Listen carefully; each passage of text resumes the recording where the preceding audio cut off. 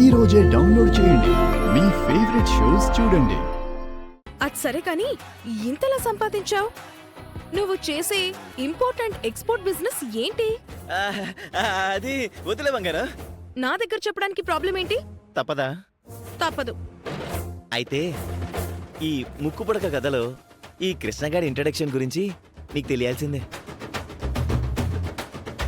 బాబు editor, ఒకసారి ఆ flash cut ఉందే అది వేసుకోమ్మా.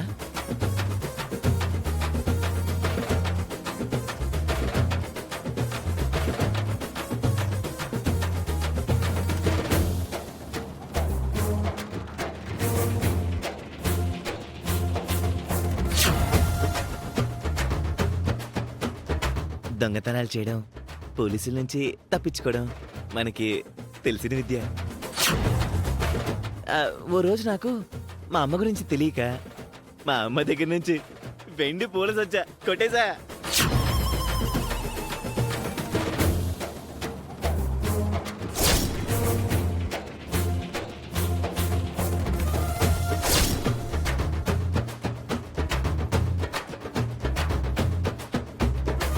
చాలా కాలం తర్వాత ఆ విద్యని మళ్ళీ వాడాల్సి వచ్చింది. అందుకే ఈరోజు చేతివాటం బాగా చూపించాను. ఎవ్వరికి దొరకకుండా చేసింగుల నుంచి రన్నింగులతో తప్పించుకున్నాను. మధ్య మధ్యలో గోడలు కూడా ఎక్కి దూకాను. ప్రాక్టీస్ తప్పి చాలా రోజులైంది కదా. ఈరోజు మంచి వామప్ అయింది. రేపటి నుంచి చల్లకపోతాను చూడు. బంగారం, కాళ్ళు బాగా నొప్పిగా ఉన్నాయి, కాస్త నొక్కవా? కాళ్ళు కాదు, గొంతు నొక్కాలి. ఎవరికైనా తెలిస్తే పరువు పోతుంది. ఎంతకంటే మంచి పని చేయలేవా? పరువు గురించి మనమే మాట్లాడుకోవాలి మరి, కామెడీ కాకపోతే. పరువు తక్కువ పనిలో ఇంట్లో 100 చేసావు నువ్వు. మన ఇద్దరికి పెద్ద తేడా లేదులే. ఆల్మోస్ట్ ఇద్దరిది ఒకే ప్రొఫెషన్. నేను నీ దగ్గర బయటపడ్డాను, నువ్వు అందరి ముందు బయటపడ్డం లేదు. సరే సర్లే, ఇంకొదిలే ఈ టాపిక్. పడుకో, కాళ్ళు నొక్కుతాను.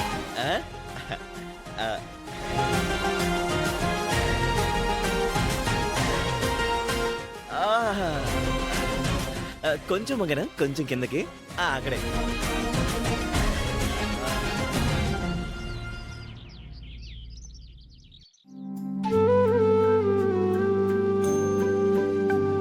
బాయ్ అక్క. బాయ్. పద, బయట దాకా వస్తాను. ఎందుకక్కా? ఎదిరింటి వాళ్ల కళ్ళన్నీ నీ మీదే ఉన్నాయి. నువ్వు పద. ఎప్పుడు దొరుకుతుందా, ఏ విధంగా అవమానిద్దామా అని ఎదురు చూపులు చూస్తూ ఉంటారు. అందుకు పద.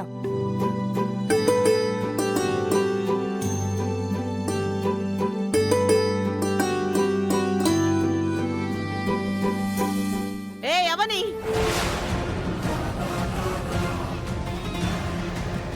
చెప్పాను కదా.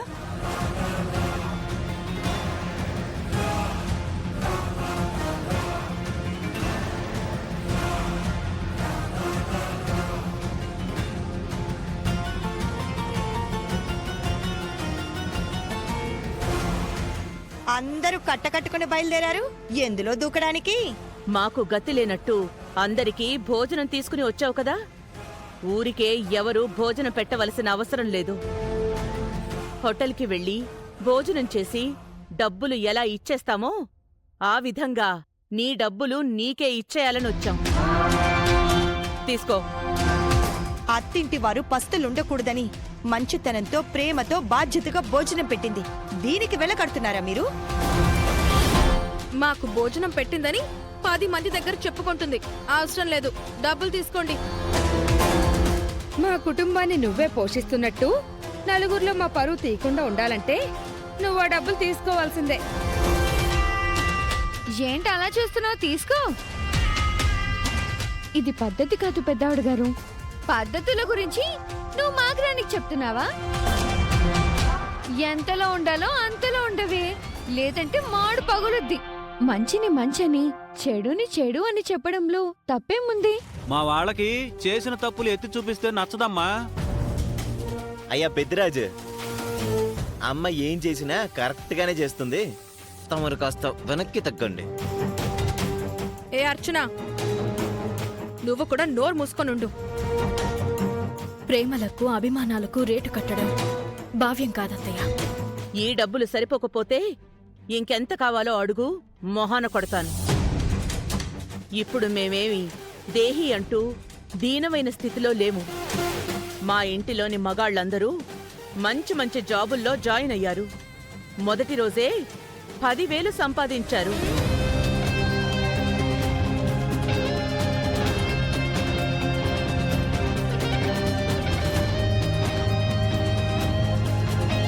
ఇంకేం మాట్లాడుకో.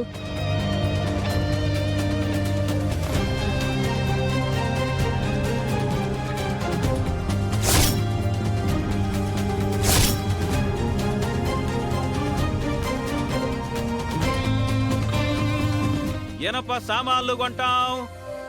పాత సామాన్లు కొంటాం. ఏంటి అందరి వంక అలా చూస్తున్నావు? మా వాళ్ళు మంచి మంచి జాబులు చేస్తున్నందుకు ఆశ్చర్యపోతున్నావా? కోపంలో అవని నేను చేస్తున్న పని గురించి బయట పెడుతుందా ఏంటి? అవని నా విషయం బయట పెట్టింది అంటే వేద తట్టుకోలేదు. మీరు ప్రాధేయపడకపోయినా నేనైతే ఆ విషయాలు బయట పెట్టను మావయ్య. తొందరలోనే నిన్ను మించిపోతారు. ఏమండి, మీరందరూ ఏమేం జాబులు చేస్తున్నారో చెప్పండి.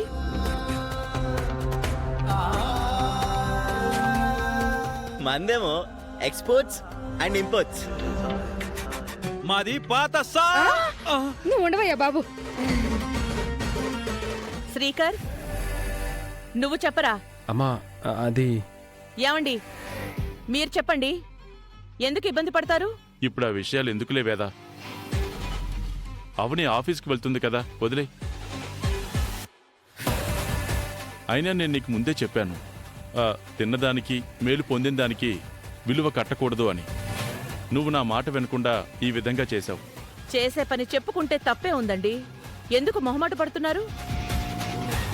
అమ్మా, మనం చేసేది అవతల వాళ్ళకి తెలియాల్సిన అవసరం లేదు, వదిలే అమ్మా.